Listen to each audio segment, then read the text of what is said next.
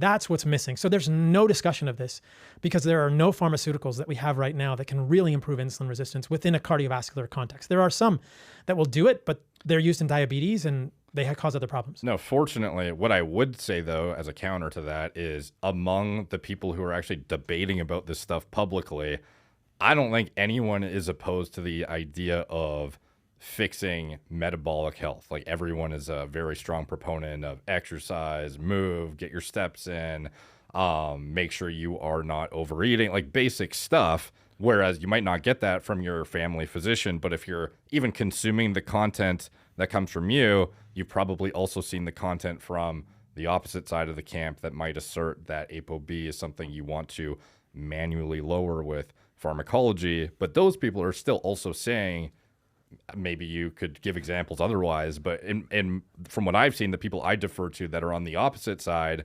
are still saying, you know, the same things about exercise. Exercise, yes. Nutrition, no. So if you look at sort of these people, or if you look at the perspective around ApoB or around cardiovascular disease, there's really, and this is probably because the nutrition is where we're all disagreeing with each other, right? There's not a whole lot of discussion about what you can do in terms of your diet to modify your metabolic health. Sure, somebody can go out and walk or exercise, but I'll tell you what, Derek, I would say that if you or anyone listening to this is eating the wrong things, that's not going to help. You cannot out-exercise a bad diet. I believe that very strongly.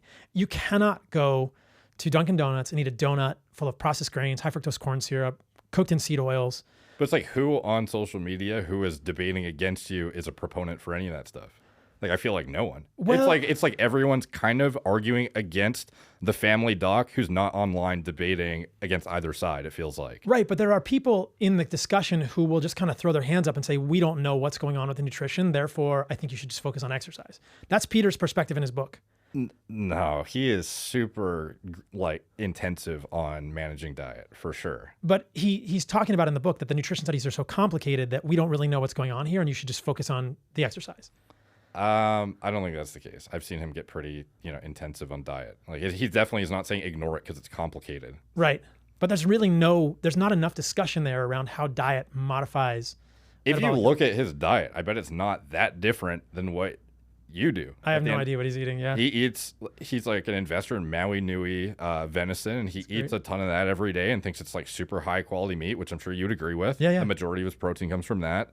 He has, I couldn't speak to the rest of it exactly, but I know the majority of his calories come from high quality, not shitty processed foods, and he's very, very outspoken about, well, maybe not as outspoken as you would want him to be, but like anytime I've seen him talk about it, it's very highlighting the importance of high quality foods as well as exercise and also metrics of tracking if you are metabolically healthy. And he uses like very intensive metrics like VO2 max and things that I haven't really yet seen anyone talk about that stuff, which I think is, grip strength as you get older, bone integrity, like that stuff I feel like needs more highlighting because that's the really granular shit. I don't see anyone saying ignore diet.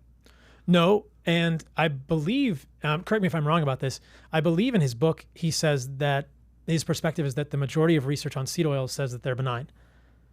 I don't know. I would have to read the book again to see that part. So there's definitely things that he and I would disagree with in terms of nutrition and sure, yeah, the granularity of it all. Yeah. But at the end of the day, I would say the majority of the health benefits you would get from manipulating your diet would be imparted by, and I would think you would agree, but correct me if I'm wrong, like the calorie intake, the quality of the food and the micronutrient density, the ratio of macros relative to your exercise and needs, sleep hygiene parameters, aside from that too, like all that stuff is, I'm sure you're on the same page with. It's not like he's saying go slam a shit ton of seed oils. No, but I think that the problem here is that when you look at the average consumer of health information, they're doing so many things. Mm-hmm. And it's so complicated that I think and I think that everyone is having these discussions. It's just I am going to highlight things as more important than other people are going to see. And so for me, the food is the most important piece. I think that most people can do some moderate amount of exercise and get some benefit of exercise. I think that if I had to look at diet versus exercise, and I'm not saying that you're asking me to make this juxtaposition, but I think diet is I don't know that perhaps this is a false dichotomy, but I think that if you're going to optimize one thing, optimize diet and then optimize exercise. If you optimize exercise before you optimize diet, I think that your energy is not going to be there, your motivation is not going to be there, and it's kind of putting the cart before the horse.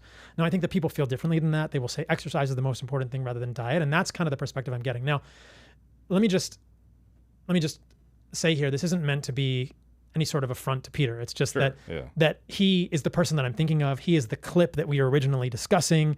And when you can't actually have a direct conversation with someone, then sometimes you end up doing these discussions about their ideas without them present, but that isn't what I want.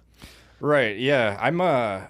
I guess when I was bringing up the, who's talking or saying ignore diet, I was thinking there would be some outspoken individuals that are asserting very concretely, this is what you should be ignoring, not necessarily, because I can't imagine you would see the majority of people you debate against also, have overall the same opinions of lifestyle practices and diet. It's maybe the types of foods they choose might be slightly different at the end of the day. And I guess obviously that's very important as well. It's important. Which we can get to. And let's just also say that in these communities, I think this is the people who are most interested in this. I don't see mainstream medicine doing this much at all. I don't see people coming out of training programs and cardiology talking about how to modify metabolic dysfunction with diet. So in the communities we're talking about, perhaps we have gathered some of the most interested people in this. Mm-hmm. And let's just highlight that mainstream medicine appears to have not nearly the enthusiasm for these discussions that we're talking about now. One thing that is promising, though, is the exposure of it organically. There's never been a faster acceleration of exposure of this stuff to people where they're interested in learning about health. Like Huberman's podcast is like second or third ranked in the planet now or something. And people like your clips get huge amounts of views, whereas just a couple of years ago, I'm sure you were 1/10 of the exposure that you are now. Like people care about this stuff and are looking to learn. So I think at least fortunately, you can see the kind of trends where people are seeking further education rather than just deferring entirely to what their physician says. I love it. Yeah. So.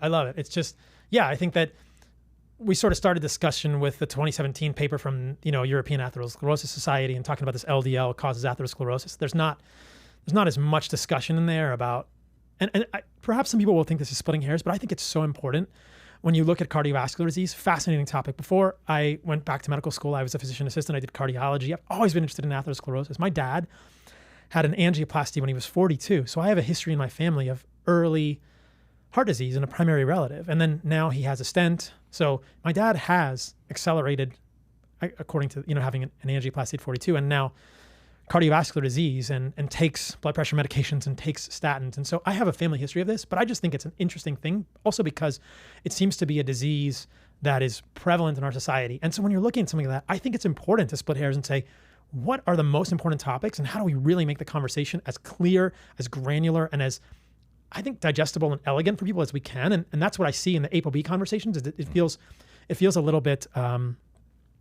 too blunt to me.